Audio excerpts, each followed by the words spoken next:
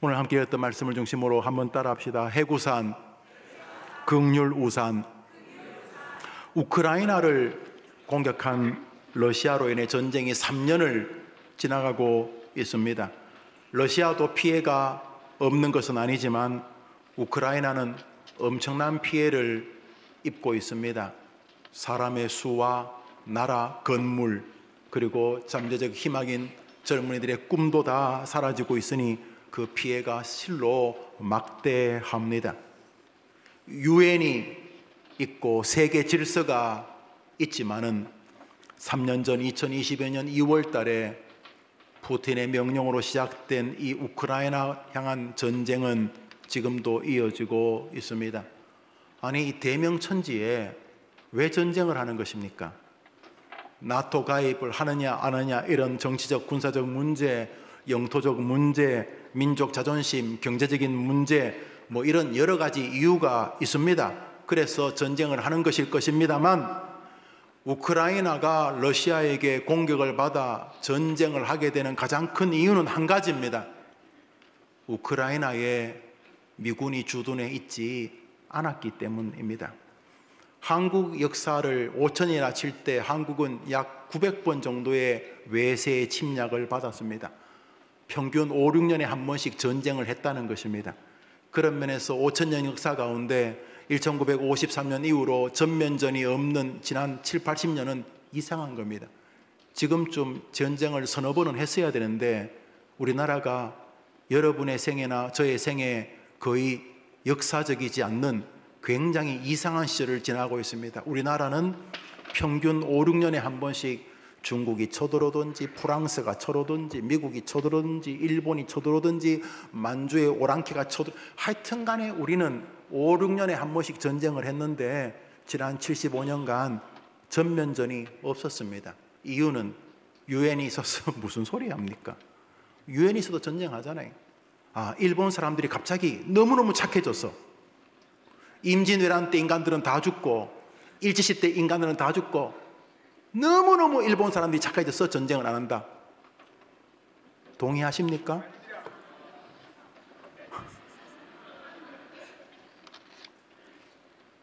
일본 놈이라고 하면 안 되겠죠?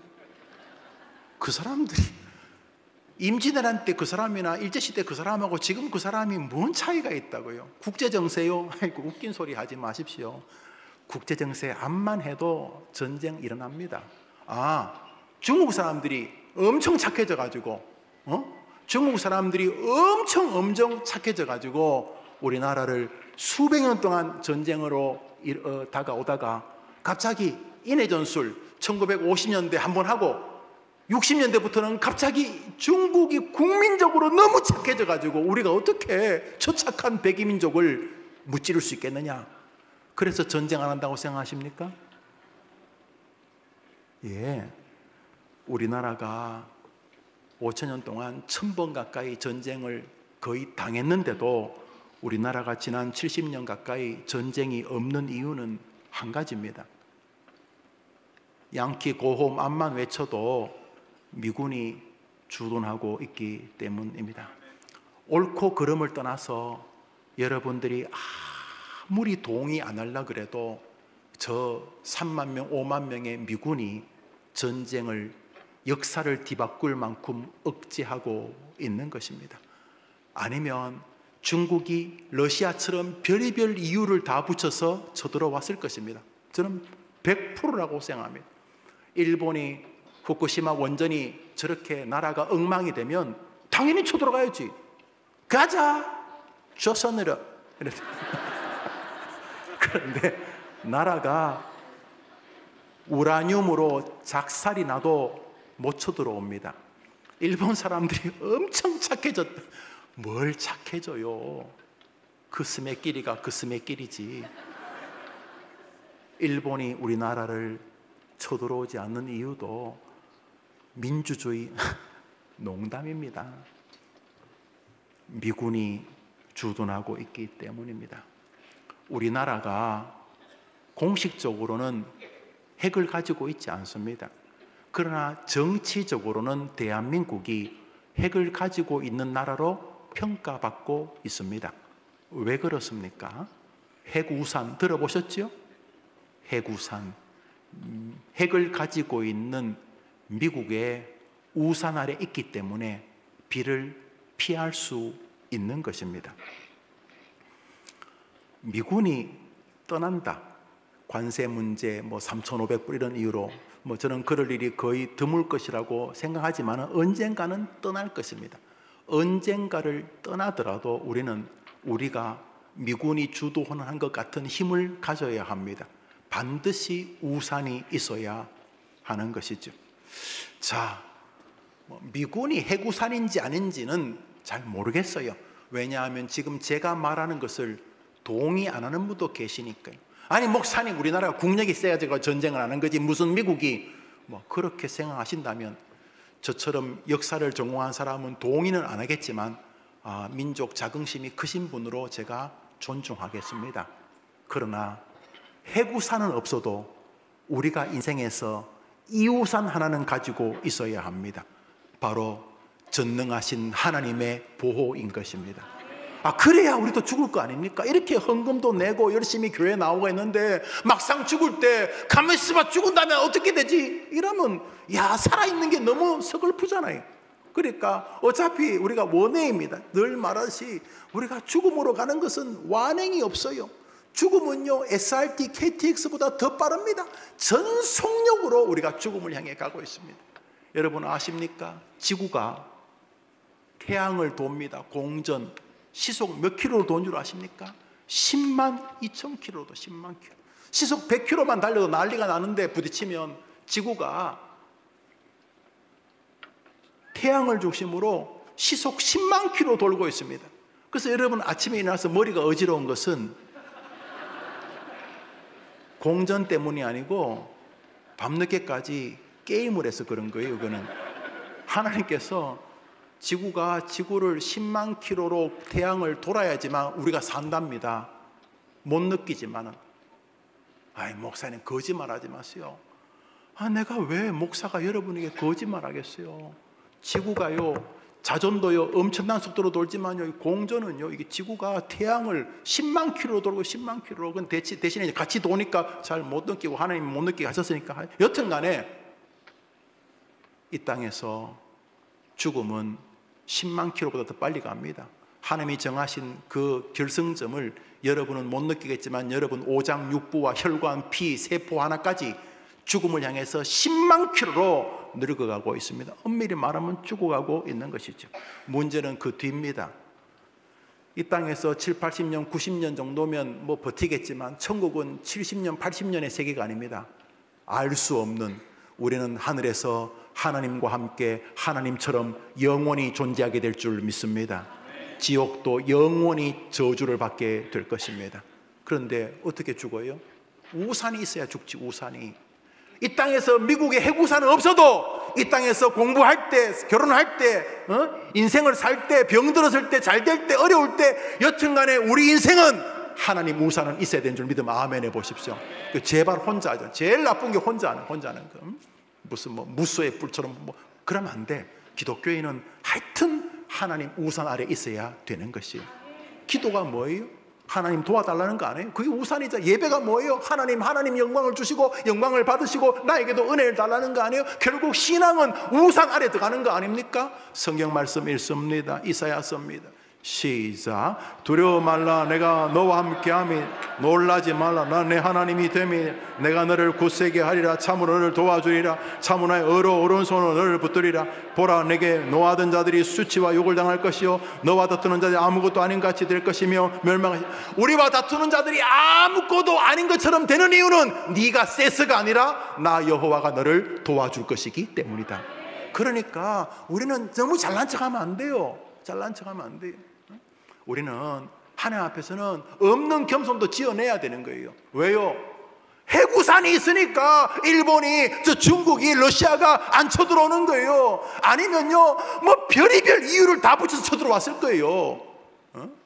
무슨 대도 않는 이유를, 우크라이나도 러시아가 대도 않는 이유로 쳐들어오잖아요. 그런 것처럼 유엔이 아니라 유엔에 헤레비가 있어도 쳐들어옵니다. 그러나 우크라이나 국경에 우리처럼 3만 명, 5만 명 미군이 주둔했더라면 러시아가 욕은 했지만 쳐들어갈 수는 없어요.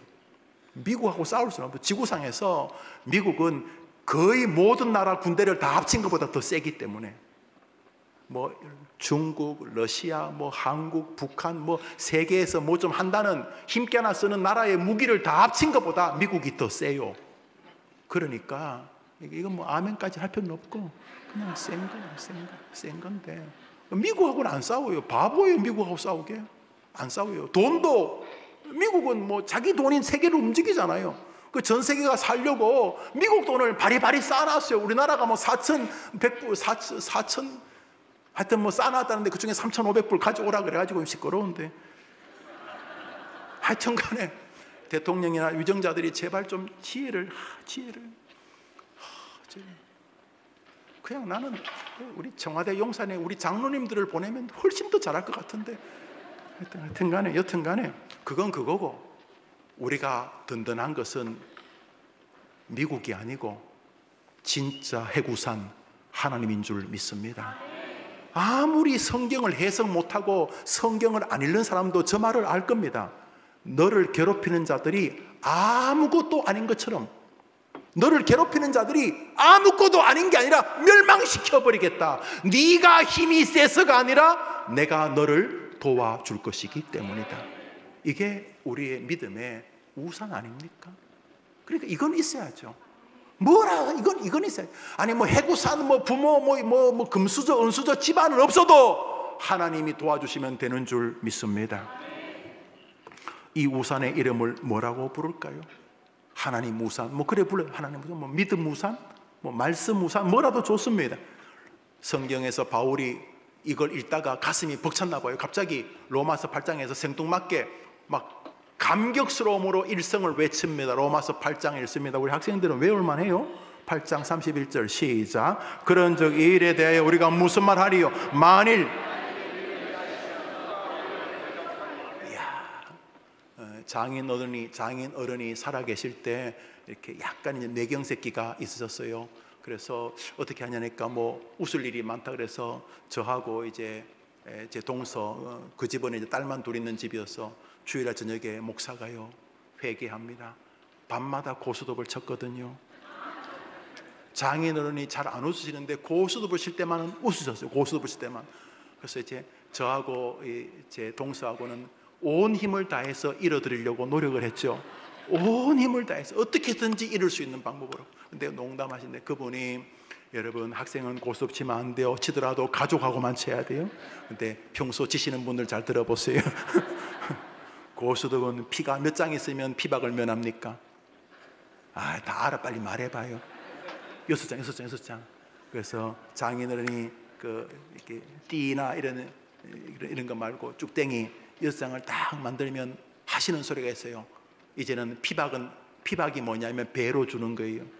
이게 계속 전문적인 용어가 나오는데 그 장인이 뭐라 하시냐면 우스게 제일 뭐 광이나 이런 것도 아니고 제일 흔한 거 그 6장을 딱 모이면 법대로 해라 이제.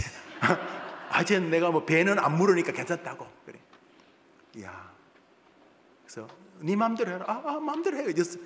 6장만 있으면 든든하다. 이거 암만 해도 그 몇 점이야 줄 수 있다 이런 거 아니죠. 내가 배로 물진 않는다. 그것의 억만배가 우리 하나님이십니다. 하나님이 우리와 함께하면 누가 뭐래도 목회가 될 줄 믿습니다. 하나님이 함께 하시면 지금 뭐 왔다 갔다 하고 감옥도 들락들락거리고 공부도 안 하고 뭐 퇴학하니 뭐 정학당하니 그런 저 자식도 하나님만 함께 하시면 이기게 될 줄 믿습니다. 우리 노란 글씨 한번 읽어봅시다. 시작. 만일 이 믿음이 여러분의 것이 되기를 바랍니다. 지난 70여 년 동안 우리나라가 이렇게 번성한 것은 미군의 주동과 깊은 상관이 있습니다. 안 그랬으면 우리 국방비를 더 부었을 것입니다. 부어도 불안하기 짝이 없었을 것입니다. 그런데 미군의 주도는 끊임없이 전쟁의 어려움을 억제해 주었습니다. 그런 동안 우리는 산업화와 민주화를 동시에 만들어낸 지구상의 유일한 나라가 되었습니다. 그 힘이 엄청납니다. 해구산. 그러나 해구산은 없어도 우리 인생의 이구산은 각자가 있어야 됩니다. 하나님이 나와 함께 하시면 세상이 내게 어찌하겠느냐. 하나님 우산 안에 있게 되기를 축원합니다. 하나님 우산 안에 있다는 말을 줄여서 믿음으로 산다고 하는 것입니다. 믿음이 뭡니까? 하나님 좀 가만히 계세요. 가만히 계시라고, 내가 알아서 할게요. 이게 믿음입니까? 믿음이 뭡니까? 하나님 도와주시옵소서. 이게 믿음 아닙니까? 그게 우산 아닙니까? 하나님 우산 안에 있게 되기를 축원합니다. 우리 학생들 그냥 공부하지 말고 하나님과 함께 하시게 되기를 바랍니다. 최선을 다하되 하나님, 내가 최선을 다하도록 도와주시고, 결과도 하나님이 도와주시고, 내가 최선의 열매를 먹게 하시고, 내 수고의 열매를 먹되 내 인생은 이 공부에 달린 것이 아니라 하나님께 달린 것을 믿사오니 하나님의 나를 주관하여 주옵소서. 내가 하나님의 부끄럽지 않게 믿음과 게으르지 않는 삶을 살겠습니다. 지금 나에게 맡겨진 일이 공부니까 공부란 이 사역도 최선을 다해서 친구와 동료와 선생님과 내 주변의 사람들에게 기쁨을 주겠습니다. 주여, 내 인생을 인도해 주시옵소서. 하나님의 우산 아래 있게 되기를 축원합니다. 자, 그러면 원리는 동의합니다. 해구산 안에 있을 때 나라가 든든한 것처럼 하나님 우산 안에 있을 때 나라가 든든한 것, 인생이 든든한 거 알겠습니다. 그런데 어떻게 하는 게 하나님의 우산 아래 있는 것입니까? 미국이 우리를 불쌍히 이긴 거죠. 그래서 지금 연세대 신문 가운데 미군 초콜릿 얻어 먹어 드신 분 있겠죠. 저도 뭐 글에는 봤습니다. 미군 집차가 지나가면 초콜릿 좀 주시오. 그거 좀 엉뚱한 영어죠. 기브미 초콜릿, 김미 초콜릿, 김미 초콜릿. 미군에 가다 깡통도 주고 그 통조림도 주고 뭐 그러면 그렇게 했죠. 내일 오실 다음 주 오게 될 김장한 목사님 바로 그런 사람이 미군 부대에서 뭐 그냥 청소하고 뭐 그냥 쓰레기통 뒤에서 음식 먹고 그러시던 분을 이 사람의 믿음을 가지고 있으니까 미군 하나가 이 사람을 좋게 보고 애를 데리고 그 고아 같은 애를 데리고 미국에 가서 공부시키고 목사가 되고 또 미국 여자를 만나서 이곳에 와서 복음 귀한 인물이 된 거 아닙니까? 하나님 우산 안에 있으면 결국 세상이 말하는 성공보다 더 큰 성공의 주인공이 될 줄 믿으시기 바랍니다. 그런데 어떻게 알겠는데 원리는 어떻게 했는데 어떻게 하는 게 하나님의 우산 아래에 있는 거예요? 실제적으로 내가 뭐 하면 되는데요? 오늘 본문이 산상설교 가운데 나오는 5번째 아주 중요한 진리입니다. 위의 전반부는 하나님을 대하는 것이라면 5번째부터 나오는 이 팔복은 사람과의 관계와 깊은 상관이 있는 아주 뛰어난 하나님의 진리입니다. 예수님이 직접 말씀하셨습니다. 우리 읽읍시다. 오늘 설교 본문입니다. 시작. 긍휼이 한 번 더 읽습니다. 시작. 한 번 더 합시다. 복이 있나니. 예수님이 거짓말 하실 리가 없으니까 저거는 뭐 아브라함이 한 말도 성경으로 인정받아야 되고 권위가 있지만 예수님 말에는 뭐 도저히 따라갈 수가 없죠. 여러분 성경 가운데 좀 비싼 성경은 지금 그 구절이 무슨 글씨로 되어 있습니까? 물론 까만 거는 싼 거예요. 싼 성경이고 돈 좀 준 성경은 그 지금 읽은 성경이 무슨 색으로 되어 있어요? 왜 빨간 글씨로 되어 있어요? 그렇죠. 예수님 말씀. 예수님 뭐라 그랬어요? 복이 있다잖아요. 성도님들, 행복한 길이 있다고 하잖아요. 누가요? 예수님이. 아유 목사님, 아니 그 나이가 돼도 아직도 행복 이야기합니까? 목사님 참 낭만적이시네요. 아니에요. 예수님 뭐라 그랬어요? 행복한 삶이 있다라고 말하잖아요. 우리 해림교회 성도님들이 해림교회를 통해 행복을 다시 만나게 되기를 축복합니다. 그런데 어떻게 하면 복이 있다고요? 어떻게 하면 복이 있다고요? 긍휼이라는 말은 불쌍히 여긴다는 거예요. 그 누구를 우리가 하나님을 긍휼히 여길 수는 없잖아요. 우리가 하나님을 어떻게 하나님을 어떻게 불쌍히 여겨? 우리가 저 긍휼히 여겨야 될 대상은 사람입니다. 산상설교는 저 5번째부터는 다 사람에 관인 것이니까요. 긍휼히 여겨야 될 대상은 사람이다. 그러니까 우리 보고 해림교회 성도들과 우리 청소년들아, 해림교회 어른들, 노인들아, 사람을 긍휼히 여기는 자는 나 예수가 보증할게 네 인생에 복이 있다. 하나님이 복을 주실 것이다. 그러므로 복을 주시는데 하나님이 어떤 복을 주시냐면 따라합시다. 그들이 긍휼히 여김을 받을 것이요. 뒤에 그 사람을 긍휼히 여기는 사람에게 긍휼을 주는 이가 누구일 것 같습니까?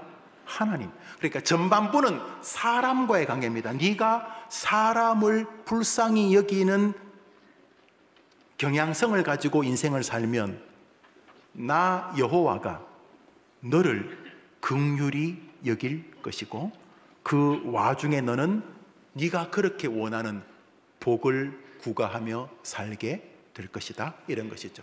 여기 하나님이 긍휼히 여기는 게 우선 아닙니까? 하나님이 보호하는데 누가 우리를 이길 수 있겠습니까?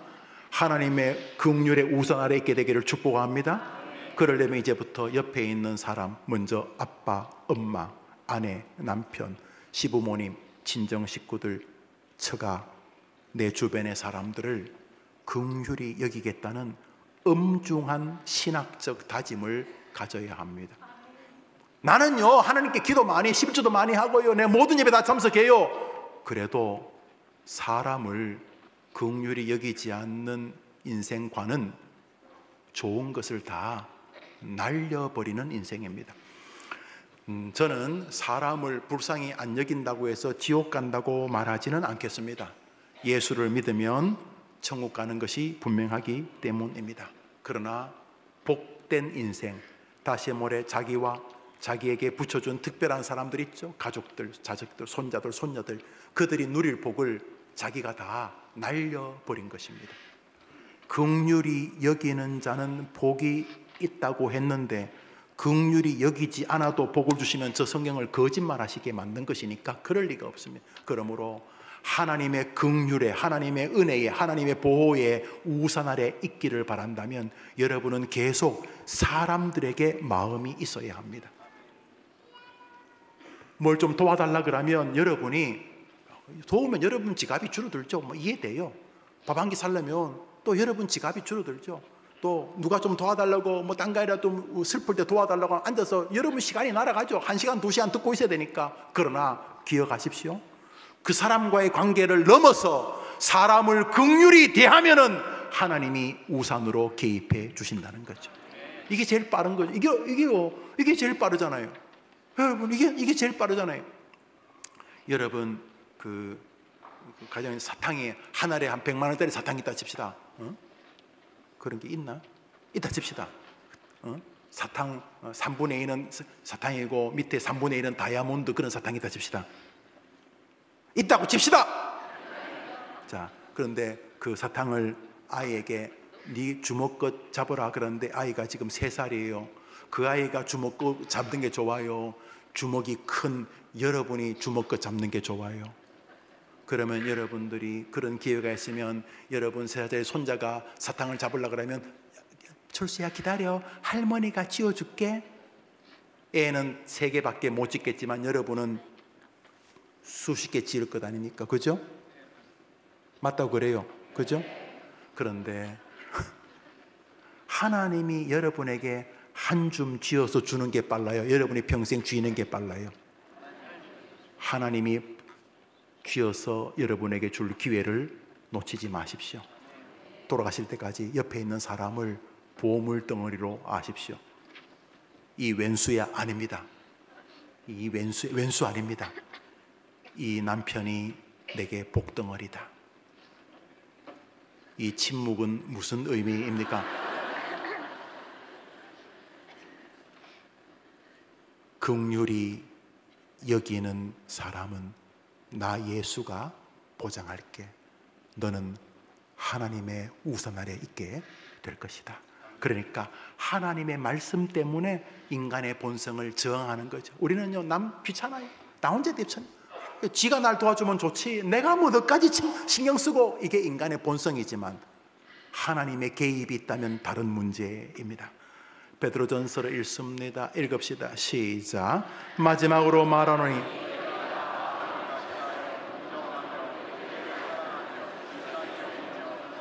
내가 앞에도 좋은 말 많이 했는데 내가 마지막으로 네게 말하고 싶다. 앞에는 다 신앙의 이야기, 신앙, 믿음 이야기야, 믿음 이야기. 예수님 사랑하고 교회 열심히 섬기고 좋은 그 믿음. 내가 마지막으로 이제 정리할게. 그 모든 신앙은 사람을 불쌍히 여기는 것으로 귀결되는 것이다.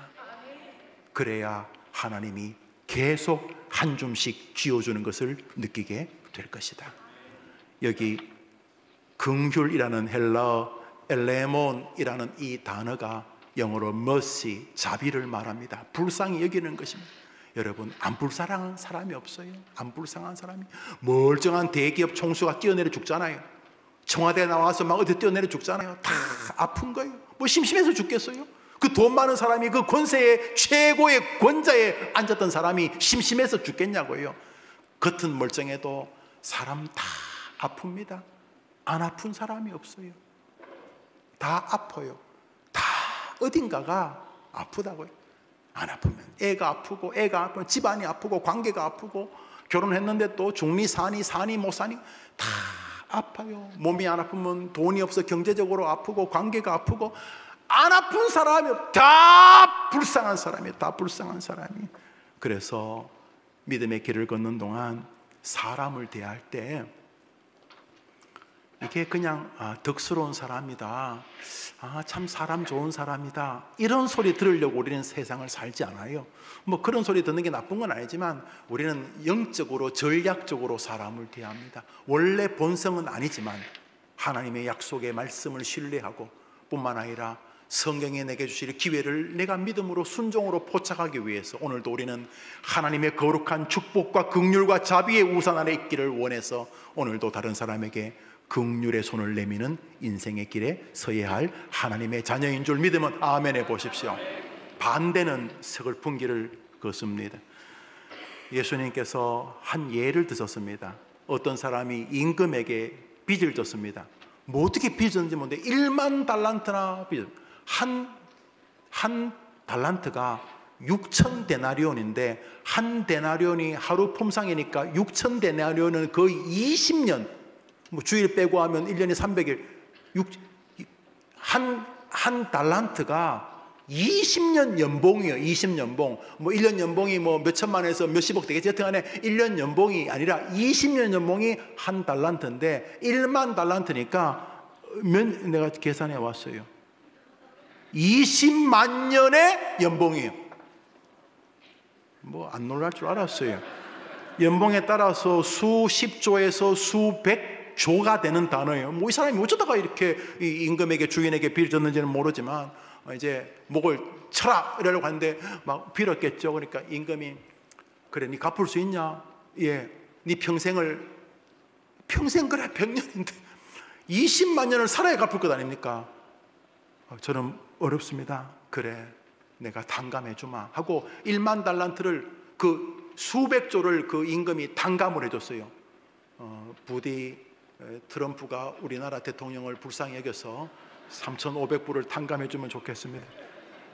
기도합시다. 뭐 외환 보유고는 기도합시다. 뭐 그건 그거. 하여튼 이 신하가 1만 달란트 수백조를 탕감을 받았습니다. 그래서 막 궁궐에 나오면서 눈물 흘리면서 임금님 정말 위대한 임금님, 할렐루야 임금님 그러면서 나오다가 이제 궁궐 문 앞에 다가 친구를 만나요. 친구가 작년에 나한테 100데나리온을 빚었어요. 석 달치 월급을 빚진 거예요. 너무 어려우니까 뭐 애 등록금을 쳤는지 했더니 석 달치 월급을. 그래서 친구가 벌써 날 보고 고개 여보게 조금만 더 기다려주게. 아직도 안 갚았어? 그러고 한 소리 하고는 밑에 또 신하도 부하가 있었는지, 여봐라, 저건 친구도 아니야, 약속을 지켜야지. 그러면서 그 100데나리온을 빚진 친구를 감옥에 집어넣었습니다. 100데나리온은 자기가 탕감받은 것의 수십만 분의 1 정도입니다. 그런데 그 소식을 주인이, 왕이 듣습니다. 갑자기 자기가 수백조를 탕감해 줬는데 자기에게 수십만 원, 수백만 원 빚졌다고 자기 친구를 감옥에 넣는 그 사람을 딱 보는 순간 이 임금이 분이 확 쏟았습니다. 긍휼히 여기는 자는 긍휼히 여김을 받을 것이라는 성경 말씀에 딱 반대되는 인간이었습니다. 임금이 부하를 보내서 그 신하를 데려옵니다. 그리고는 저주를 뱉습니다. 예수님 말씀입니다. 마태복음 18장 좀 더 읽습니다. 시작. 이에 주인이 그를 불러다가 말하되, 악한 종아, 내가 빌기에 내가 내 빚을 전부 탕감하여 주었거늘 내가 너를 불쌍히 여긴같이 너도 내 동료를 불쌍히 여김이 마땅하지 아니하냐고. 주인이 노하여 그 빚을 다 갚도록 그를 옥졸들에 넘기니라. 감옥에서 지가 20만 년을 살 수 있어요? 그래서 저주를 받습니다. 여기 있는데, 너가 왜 나한테 긍휼을 입었는데 네 동무에게는 불쌍히 여김을 주지 않느냐라고 말하고 있어요. 여러분, 저게 착하게 살라는 말이 아니고 신학입니다. 여러분, 신학은 못 바꿔요. 기독교가 뭐예요? 따라합시다. 하나님을 사랑하고 사람을 사랑하라. 이게 무슨 표시예요? 이게 기독교입니다. 어떤 사람이 물었습니다. 예수님, 성경에서 제일 큰 계명이 뭡니까? 하나님을 사랑하고 그와 같이 내 이웃을 사랑하라. 이게 기독교입니다. 그래서 해림교회 성도님들, 여러분 하나님 사랑하는 것을 사람을 불쌍히 여기는 것으로 증명하셔다 하늘나라 가면 인생도 영혼도 복될 줄 믿으면 아멘 해보십시오. 야고보서를 읽습니다. 시작.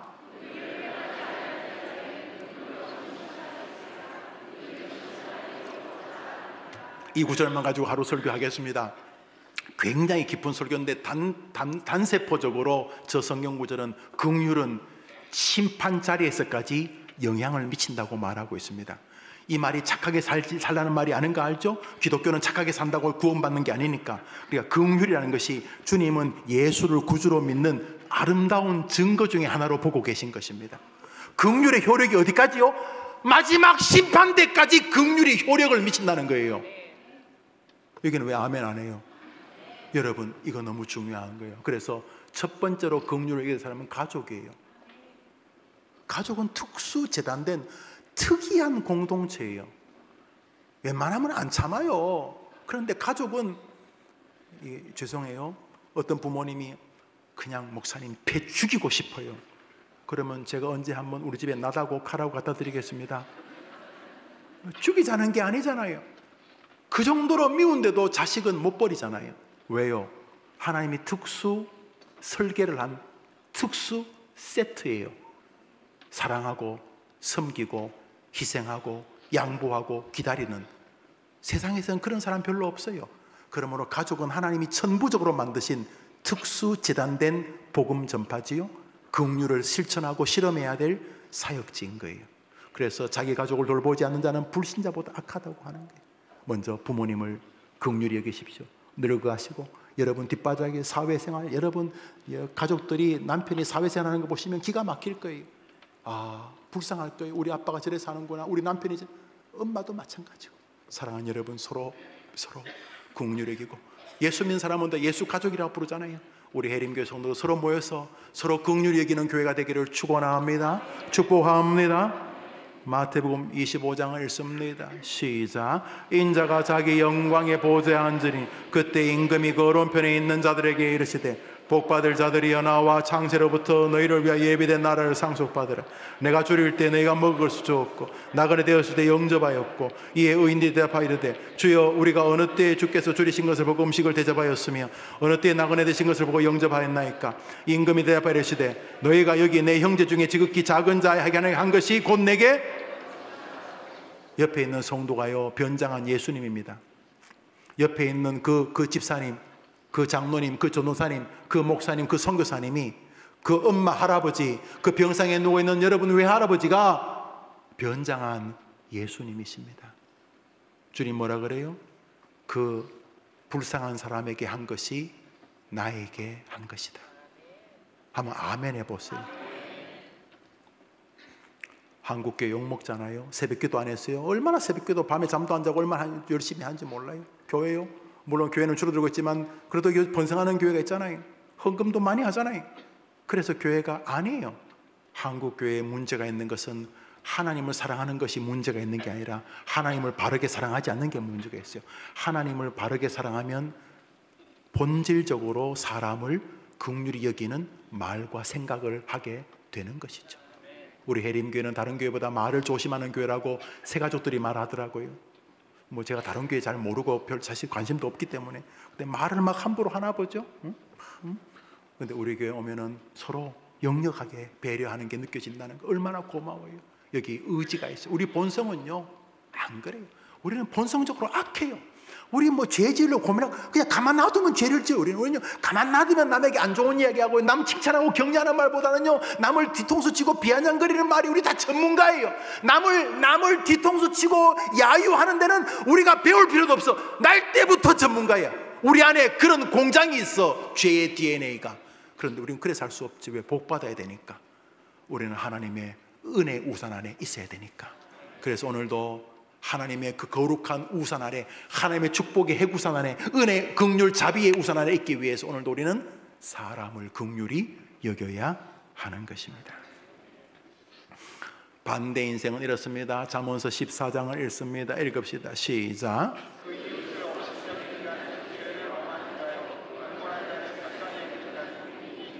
여러분, 예수님이 잠언을 재인용한다고 말할 수는 없겠죠. 잠언 있기 전에 예수님은 계셨던 분이니. 그러나 신구약은 똑같은 이야기합니다. 하여튼 간에 여러분이 사람을 불쌍히 여기려는 마음을 뒤로 물러서면 안 됩니다. 이제 막 어린애를 데리고 교회에 오는 저 새댁들, 여러분 불쌍히 여기야 돼요. 여러분 저 지금 새댁들요, 주일날 예배 제대로 안 됩니다. 등 따시고 배부를 때 예배가 안 돼요. 등에서 오줌 싸죠. 뱃속에서 지 혼자 발로 차죠. 또 시어머니 눈치 딱 주잖아요. 시어머니가.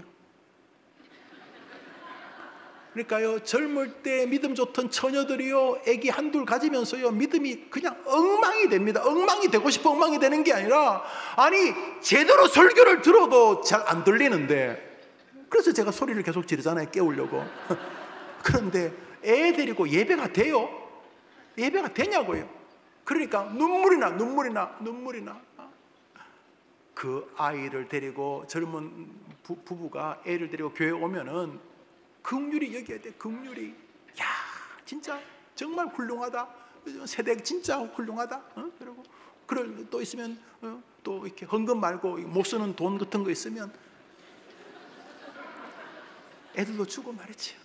또 이 청소년들이, 얘들이 교회 이 시간 나와 있는 게 얘들이 기적입니다. 얘들이 얼마나 얘들이 무서워했니. 북한이 쳐들어오지 않는 게 쟤들 때문이에요. 쟤들이 주일날 예배 드린다. 야, 난 너희들이 있으니까 너무 좋다. 난 너희들이 있으니까 너무 좋다. 이렇게 서로 또 여러분들도 할아버지 할머니들 아니면 이 교회 세워졌겠어요?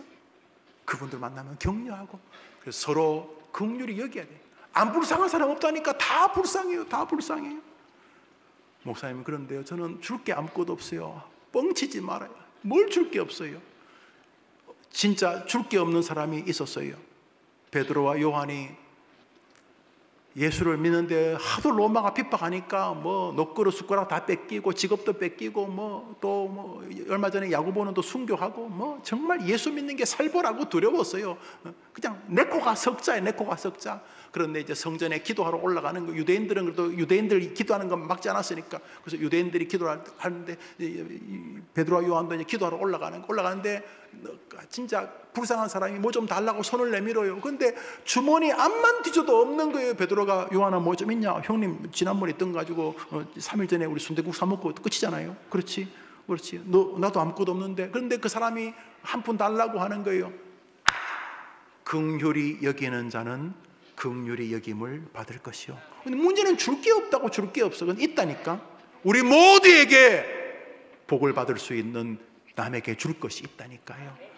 사도행전 3장 읽습니다. 시작. 제9시 기도 시간에 베드로와 요한이 성전에 올라갈새 나면서 못 걷게 되니 이를 사람들이 메고 오니, 이는 성전에 들어가는 사람들의 구걸하기 위하여 날마다 미문의 성전 문에 둔 자, 그가 베드로와 요한이 성전에 들어오고 구걸하거나. 한 푼 줍쇼. 문제는 줄 게 없다니까. 아니 뭐 목사님 오늘 설교 참 좋습니다. 뭐 하나님 사랑하고 사람 사랑 좋은데, 지금 내 코가 석자에 대출도 많고, 지금 목사님 지금 사는 집이, 이게 집이 내 집이 아닙니다. 우리 은행이 주인입니다.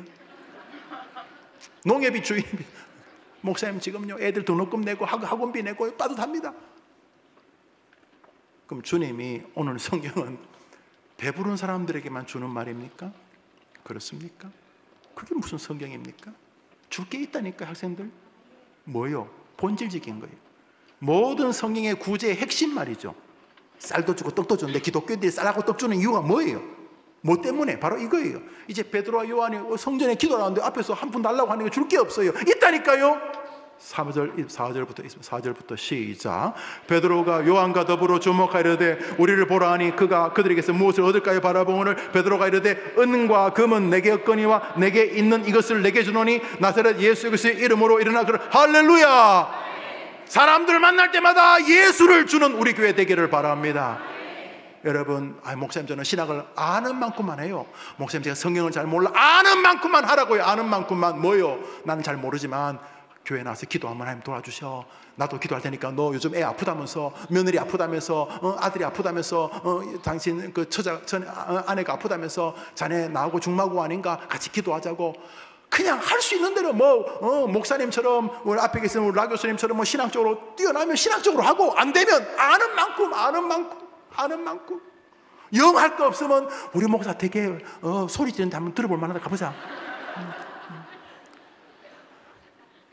하여튼 뭐라도 그냥 되는 데까지 예수를 증거할 수 있는 기회가 남아있는 줄 믿으면 아멘 해보십시오. 베드로 요한이 줬어요. 나는 줄 거는 없는데 있다니까, 있다.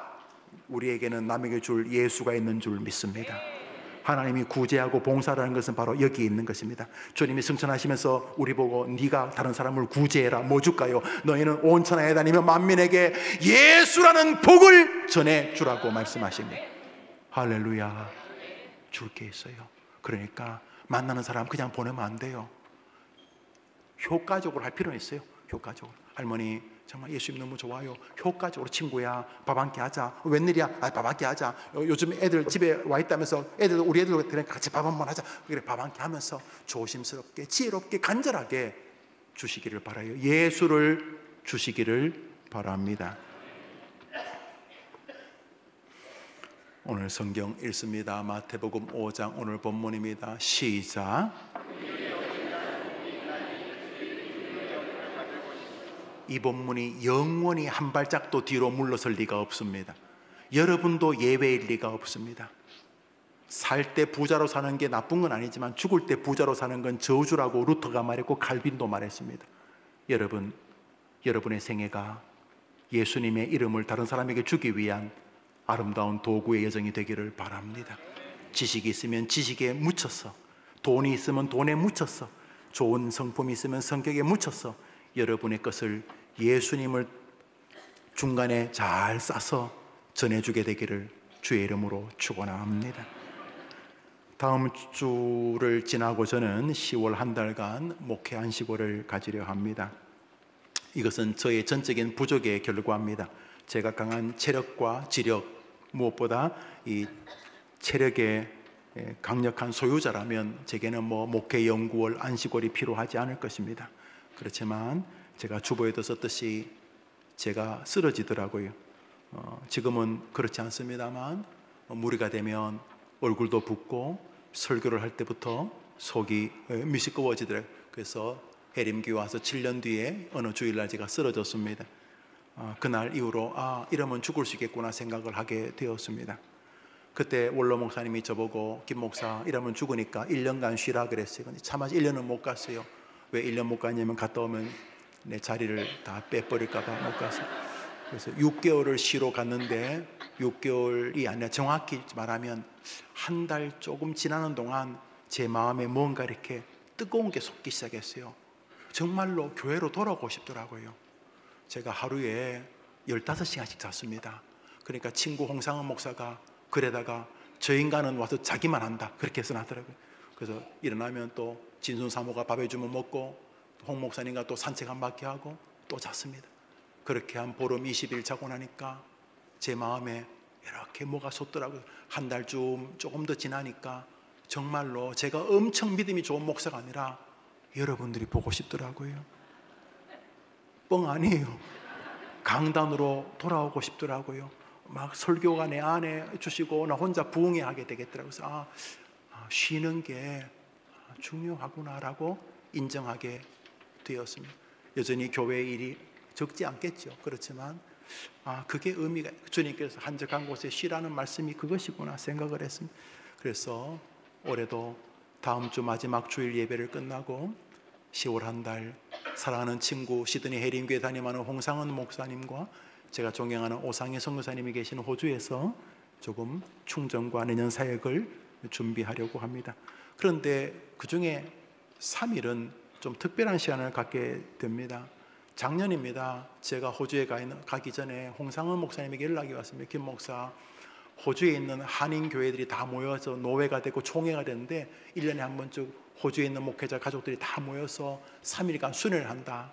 그래서 들어보니까 한 열 몇 개 교회를 제외하고는 그 수백 개 교회 목회자들이 다 다른 직업을 가지고 있어요. 생활이 안 돼요. 너무너무 교회들이 어렵더라고요.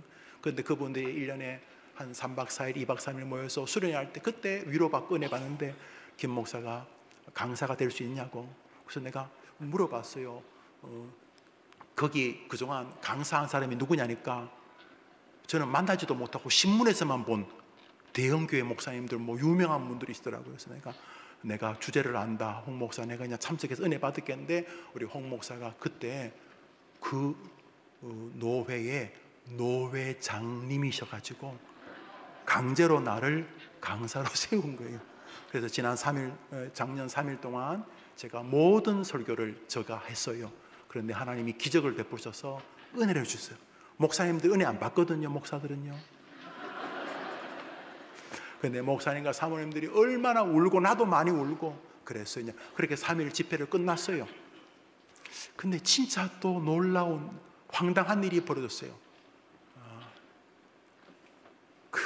세계 노회가, 호주는 그 노회가 3개밖에 없어요. 세계 노회가 모여서 호주 대양주 총회가 있는데 그 총회장님과 그 실무진들이 모여서 올해, 그 작년이 내년 올해 수련회도 저를 강사로 모시겠다는 거예요. 절대로 그런 몹쓸 일을 하시면 안 됩니다. 그런데 아주 강하게 말씀하셔서 생각 끝에 제 마음에 섬기자. 설교는 설교지만 제가 그분들을 섬기는데 작년에도 100여 명, 올해는 더 많이 오시나요? 내가 섬기자. 제 마음에 섬기자. 그러면 김용우도 복을 받고 해림교회도 복을 받을 줄 믿습니다. 그게 제 마음이었어요. 그래서 제가 이번에도 3일간 그 훌륭하신 목사님들, 호주에 있는 한인 목사님 전체에 가족 수련회를 3일 동안 하고 제가 모든 설교를 하게 되었습니다. 제가 열심으로 설교로 또 여러 모습으로 그분들을 잘 섬길 수 있도록 기도해 주시기를 바랍니다. 말씀을 맺습니다. 우리 해림교회는 우리 지역에서, 우리 노회 안에서 몇 안 되는 유수한 교회입니다. 그래서 우리 교회가 또 우리 사랑하는 우리 이제 뭐 형님 같은 방성일 목사님 목회하는 하남교회가, 저와 해림교회와 하남교회가 뭘 돕지 않으면 우리 노회 일이 좀 잘 안 됩니다. 우리 지역사회도 그렇습니다. 그래서 우리 교회는 장로님들과 제가 정한 게 있습니다. 무리하지 않는다면 지역사회나 노회가 도와달라고 하면 우린 돕자. 하나님이 그것을 기쁜 헌금으로 보실 것이다. 이렇게 믿습니다. 북에서 오시는 분들 돈으로 직접 돕지는 않지만 우리가 도울 일을 최선을 다하자. 그래서 우리 교회는 긍휼히 여기려고 하는 교회입니다.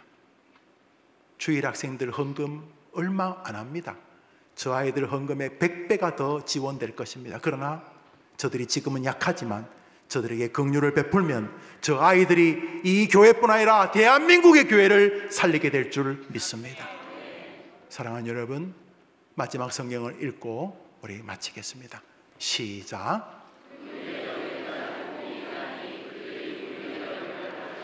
우리 해림의 성도들이 진짜 하나님의 해구산 아래 있게 되기를 축원합니다. 그래서 오늘도 서로 몹쓸 말하기보다 어떻게 하면 저 사람을 위로할까 하는 마음의 말 한마디도, 아로새긴 은쟁반의 금사과처럼 말 한마디조차도 하나님의 복을 받고 싶어서, 아니 하나님의 그 축복의 긍휼의 우산 아래 있고 싶어서 다른 사람을 긍휼히 여기려고 하다가 나도 복을 받고 내 주변의 사람도 복을 받고 하나님이 미소 짓는 생애 되기를 축원합니다. 노래를 한 곡 부르려 했는데 노래를 안 부르겠습니다. 왜냐하면 노래 부르면 경기를 일으킬 테니까. 기도 제목 4가지를 보고 우리 마치겠습니다. 기도 제목 보여주세요. 1.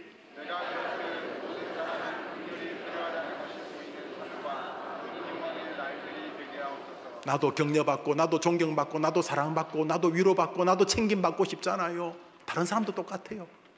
노란 글씨만 해보시죠. 시작. 그 마음으로 남은 생에 살아가게 도와주옵소서. 내가 사는 길이니까. 2번째로 2. 시작.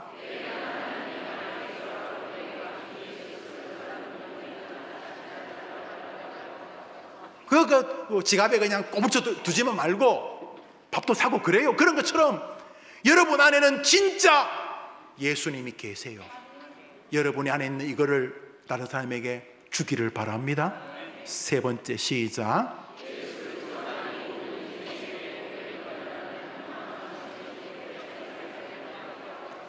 독약을 주진 않잖아요, 자식에게.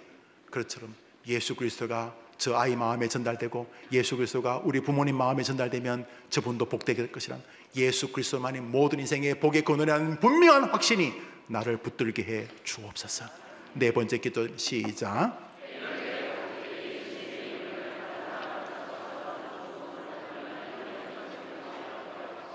멋집니다. 그렇게 되기를 축원합니다. 일어납시다. 다 일어나셔서 어차피 다음 주에 제가 또 한 달 동안 갈 거니까 욕을 먹을 마음으로 노래 하나 부르겠습니다. 심령이 가난한 자는 부르고 축도로 마칩시다.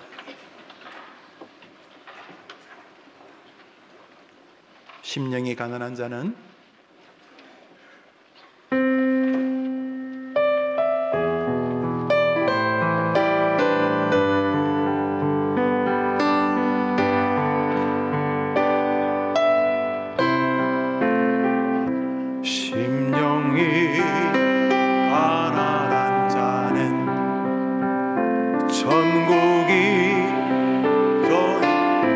불편한 분 앉으셔도 됩니다.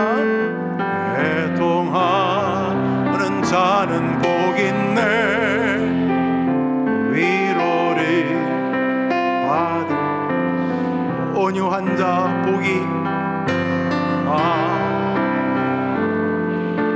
반드시 땅을 기업으로 받게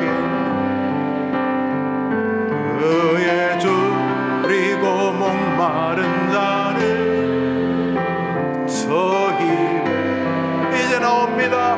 긍휼히 여기는 자는 긍휼히 여기는 자는 할렐루야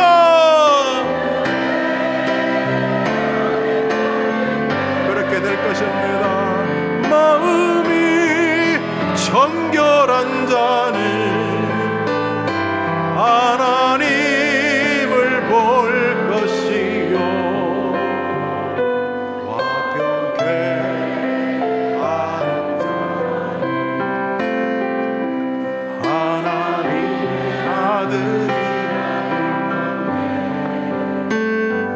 의를 위하여 핍박받는 자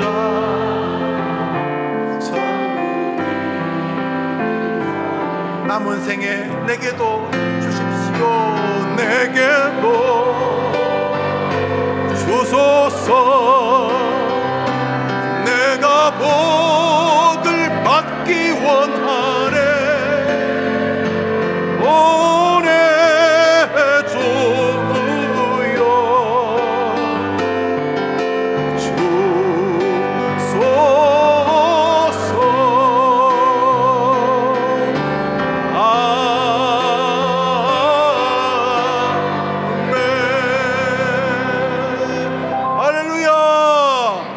손을 다 들어봅시다.